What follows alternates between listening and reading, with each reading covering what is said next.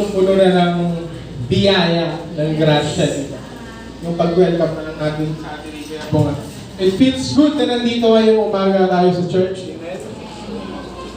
Amen. Ayan nung nag-communion sa bro is medyo natawa ako pero hindi ako nakakonsentrate kasi kakanta na ako.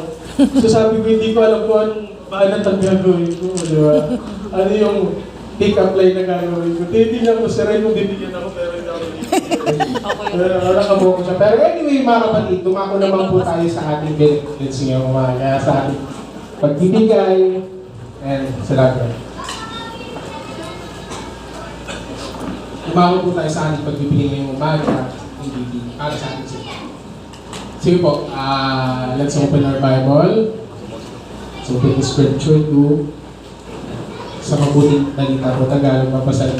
Galatia 6, chapter 6, verse 7 to 10. Amen. Sige, basahin po. Huwag niyong linlangin ang inyong sarili. Hindi maaaring tuyain ng Diyos. Kung ano ang itinanim ng tao, iyon din ang kanyang aanihin. Ang nagtanim para sa sarili niya lamang, ay aani ng pagkabulok mula sa laman. Ngunit, ang nagtatanim para sa Espiritu, ay aani ng buhay na walang hanggan.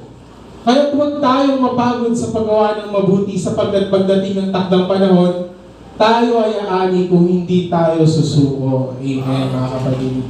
Napakaganda po ng scripture. It's always reminder for us, especially yung sa mga unang verse na kapag may tanim ay aanihin mo. Pero, mga kapatid, in today's situation, sa sitwasyon po natin, napakadaling isipin yung sarili lang natin, di ba? Our own self, di ba? Maraming pagkakataon yun. Minsan, mga sarili lang talaga yung iniisip. May mga bagay na gusto tayong gawin para sa sarili lamang. May mga times na bibili tayo ng mga bagay na hindi essentials na ako personally nagagawa ko. Issues. Yun, sasabihin ko na yun, grabe. May pagkakataon po noon na nasa Dubai ako. Every sahod noon, gusto ko may 2 pair ako ng sapatos. Santi Arlene, hindi ako nabibigilan. Kasi kaligayahan ko yun. Minsan siya pa yung nagpupush sa akin. Pero yun nga, sky's the limit, sabi nga niya, di ba? Mahilig din po ako sa mga mamahaling damit. Yan. Na ngayon hindi nakasya sa akin. Hindi, sayang na. Hindi ko na alam kung paano ko ibibenta. Minsan, inukay-ukay ko mababa pa sa 50% yung ano eh. Yung presyo na eh. Diba? Hanggang ngayon po na may asawa na ako. Ako po, personally, I am selfish. Makasarili ako. Dahil minsan, may mga binibila ako, may mga ina-add to cart ako, na hindi alam ni Bert.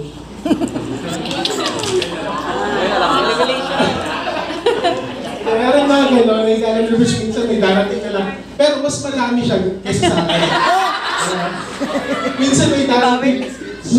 Kaya kasi ako work from home, nasa bayan ko, di may darating na ano. Parcel. Lumamahalin yung ayaw ko, sabi ko, grabe pala. Pero yung mga kapatid, minsan may mga oras din po na may mga problema tayo. Ako, may mga problema ako na hindi ko rin po masabi sa iba. Sinusolo ko na lang. At may mga point na kapag may humihingi ng tulong sa akin, especially through text messages, through SMS, at minsan kukulitin ka pa sa messenger na tawagan na ganito. Minsan ini-ignore ko po yun. Maraming pagkakataon na nabasa ko na yung message pero ayaw ko ituloy kasi paulit-ulit na yan. And I realize, mga kapatid, mali na pala yung ginagawa ko. Hindi pala po ganun dapat ang nagiging act ng isang tunay na Kristiyano. Amen. At hindi na pala po kagustuhan ni God ang ginagawa ko sa mga oras na yun. Mga kapatid, simple lang po. Are we getting tired of helping others, mga kapatid? Napapagod na ba tayo tumulong sa iba? Especially sa mga kapatid natin sa simbahan? And ano ba po yung mga pangako ni God? If we keep what doing is good, or kung ano ba yung mga pangako niya na ibibigay, kung patuloy tayong gumawa ng kabutihan, di ba? The Bible teaches us not to please our own self, but please God by living according to what the Spirit desires. Amen. The Spirit wants to encourage, inspire, connect, communicate, and love. Right. Kung tayo ay gumagawa ng mga bagay na ayon sa ninanasa ng ating laman, kamatayan daw po ang kakantungan natin. Ngunit, kung patuloy tayong gumagawa ng kabutihan sa pamamagitan ng banal na Espiritu, matatanggap daw po natin ang buhay na walang hanggan. We'll get the eternal life galing kay God, di ba? Kaya mga kapatid, huwag po tayong mapagod. Dahil po kita mapagaan. Dahil po kita mapagal na magtabang. Amen. Tama sa simpleng katiting, hirap pag bigo. Kahit sa simpleng katiting lang, tumulong tayo sa nangangailangan. Yes. Diba? Kahit may humingi sa'yo, maghagad sa imong nyo, sabon, gulay, yung tawan mo. Diba? Kasi yung act of worship na yun, mga kapatid. Yes, right. Kaya sabi to dito, mamuhay po tayo sa kagustuhan ng Diyos, ni God.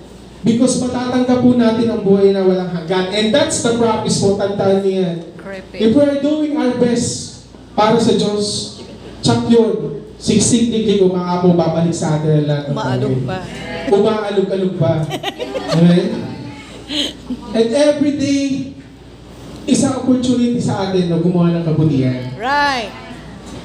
Kung tayo po ay nakakagawa ng kabutihan, magalang tayo parati, maugmada kita, and tayo maging masaya dahil tumulong tayo sa iba, di ba? Ang saya nung may tinutulungan ka na, yan, may sobrang ang pagkain, tapos tinutulong mo sa iba. Lalo na ngayon na may kaganapan, may selebrasyon ng Naga City.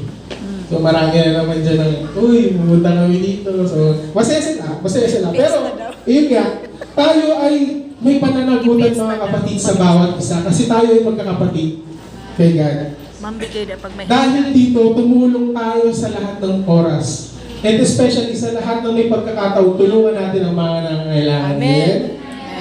Let's do our best mga kapatid.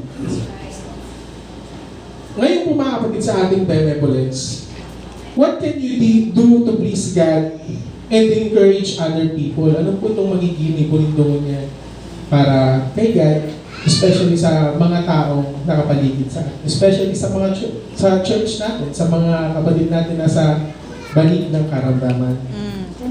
Are you willing to give ko ano nararapat para kay God? Or will you still give kahit medyo nagigipit ka? Mga kapatid, ang simbahan po natin is kailangan ng ating suporta. At alam ko po, maraming mga kapatid natin ang pasikretong tumutulong para sa ating church. Especially kay Nanggo last week, naramdaman ko po yung kung paano nagkaisa ang Naga Church at Dai Church para kay Nanggo. And mga kapatid, let's always imitate po ang pusong mapagbigay like Jesus Christ. Huwag natin sayangin ang ating oras para sa mga pagmundong bagay. Let's help each other, lalo na po sa mga kapatid nating nakaratay, sa balik na karata, sa mga nangailangan, especially sa simbahan. Let's pray.